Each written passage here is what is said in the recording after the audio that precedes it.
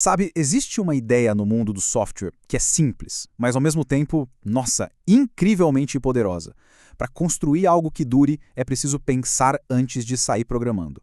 É exatamente sobre isso que a gente vai conversar hoje, o projeto de sistemas orientado a objetos. Basicamente, é a diferença entre construir com um propósito claro e simplesmente cruzar os dedos e torcer para o negócio funcionar. E o ponto de partida é essa pergunta aqui. Por quê, né? Por que que tantos sistemas que pareciam ótimos no começo, de repente, ficam frágeis, quebram à toa? Parece um castelo de cartas, sabe? Qualquer coisinha e tudo pode desmoronar. Quem já passou noites programando conhece bem demais essa frustração. E a causa, olha, quase sempre é a mesma. Faltou um plano, faltou um projeto bem pensado desde o início. Então, vamos focar um pouquinho nesse tal de código frágil. Como é que a gente reconhece um sistema que foi construído meio sem rumo? E mais importante ainda, quais são as consequências reais disso no dia a dia de um projeto? Os sintomas são bem clássicos e talvez até familiares para muita gente. Primeiro, o código começa a crescer de forma caótica, sem um padrão claro. Depois, cada pessoa no time, mesmo com a melhor das intenções, começa a tomar decisões por conta própria. E o resultado? Bom, o sistema vira um verdadeiro campo minado. Mudar uma coisinha aqui quebra outra coisa totalmente inesperada lá do outro lado. E com o tempo, dar manutenção naquilo se transforma num pesadelo. Um pesadelo caro e muito, muito lento. Olhando por esse lado, fica bem claro, né? Projetar um sistema não tem nada a ver com burocracia. Não é um luxo que a gente pode cortar para ganhar tempo. Na verdade, é o contrário. É talvez a decisão mais estratégica que uma equipe pode tomar. É uma mudança de mentalidade sobre como se constrói software de verdade. E aqui está o pulo do gato. O ponto central de tudo isso. Investir um tempo para planejar agora não é atraso.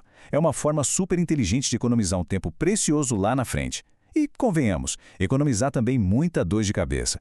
É a diferença entre construir uma casa seguindo uma planta baixa detalhada de um arquiteto e, sei lá, sair empilhando tijolo e torcer para a estrutura não cair.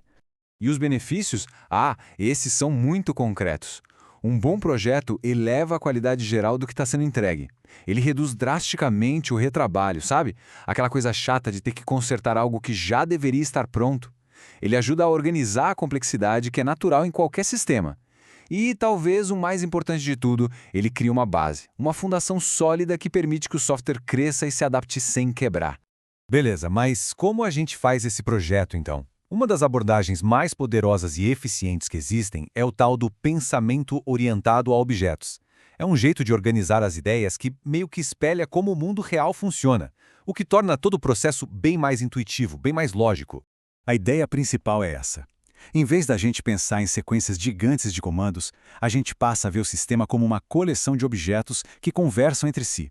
Pensa que cada objeto é como uma pecinha de um quebra-cabeça. Cada peça tem uma função muito clara, uma responsabilidade bem definida e todas elas se encaixam e colaboram para formar o desenho completo. Esse exemplo do carro aqui ilustra a ideia de um jeito perfeito. Vamos pensar num carro. O carro é o nosso objeto. Ele tem características que a gente chama de atributos, tipo a cor dele, o modelo. E ele também sabe fazer coisas, que são os métodos, como acelerar e frear. No software, a gente usa essa mesma lógica para modelar qualquer coisa. Um cliente, um produto, um pedido, o que for. Certo. Então, como é que a gente pega um problema abstrato e transforma ele numa planta baixa, num projeto concreto para o nosso software? Esse processo geralmente se divide em duas grandes fases: a análise e o projeto. Vamos dar uma olhada na diferença fundamental entre elas. E a diferença é, na verdade, bem simples. A fase de análise foca no o quê. O que o sistema precisa fazer? Quais são as regras do negócio? O foco aqui é total, 100% no problema que a gente tem que resolver. Já a fase de projeto muda a pergunta para o como. Ok, já sabemos o que precisa ser feito. Agora, como vamos fazer isso? Como vamos implementar essas regras? Qual vai ser a estrutura interna? Aí o foco se torna a solução técnica. Durante a análise, as perguntas são mais ou menos essas. O que a pessoa que vai usar o sistema precisa? Quais são as regras do jogo? O que pode e o que não pode acontecer? Por exemplo, num sistema de biblioteca, uma regra de análise seria: um usuário pode pegar um livro emprestado, mas só se o livro não estiver emprestado para outra pessoa. Percebe? A gente não falou uma única palavra sobre código aqui. Daí, na fase de projeto, a gente pega essa regra e pergunta: tá, mas como? Como vamos garantir na prática que um livro só seja emprestado se estiver disponível? E a resposta está na estrutura. A gente começa a decidir que vai precisar, por exemplo, de uma classe livro, uma classe usuário e talvez uma classe empréstimo para organizar essa lógica toda. É aqui, nesse momento, que a planta baixa do nosso software começa a ganhar vida de verdade. E para a gente conseguir desenhar essa planta baixa, existe uma linguagem visual chamada UML. Pensa nela como se fosse o padrão universal que arquitetos de software usam para conseguir visualizar, para especificar e documentar a estrutura do sistema. E tudo isso antes mesmo de escrever a primeira linha de código. E aqui, olha, um alerta muito importante. É fundamental entender que o UML não é uma linguagem de programação, tá bom? Ninguém executa um diagrama UML. Ele não é código. Ele é uma ferramenta de pensamento e, principalmente, de comunicação. Ele é um mapa que garante que toda a equipe está construindo a mesma casa, que todo mundo está seguindo o mesmo plano. E, finalmente, a gente chega na grande recompensa por todo esse esforço de planejar. Qual é o resultado prático disso tudo?